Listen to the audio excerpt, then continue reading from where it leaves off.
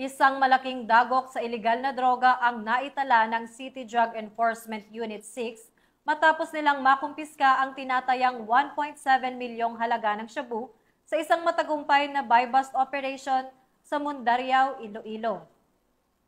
Ang operasyong ito ay nagpapakita ng dedikasyon ng CDEU-6 na naalisin ang banta ng droga sa komunidad at panagutin ang mga nagpapakalat nito. Patrolwoman Ledilyn Bansagon, ibalita mo.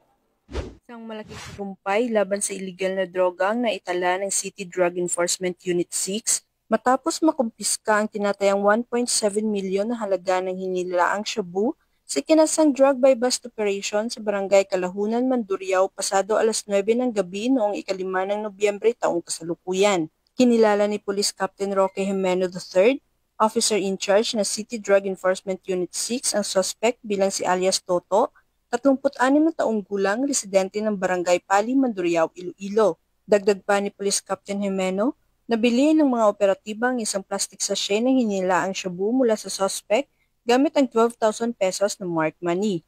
Matapos ang transaksyon, naaresto ang suspect at na-recover pa mula sa kanya ang 4 na knock-tied plastic sachet at 11 maliliit na sachet ng hinilaang shabu na tumitimbang ng humigit kumulang 250 gramo at may standard drug price na humigit kumulang 1.7 milyon pesos.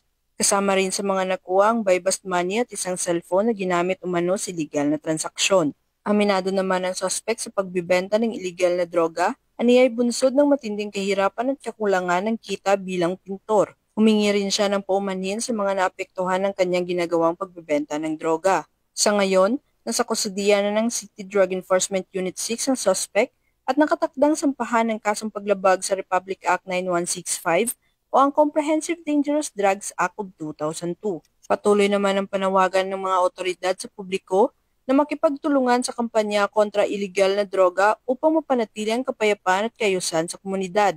Dahil ang gusto ng bagong PNP para sa bagong Pilipinas, serbisyong mabilis, tapat at nararamdaman.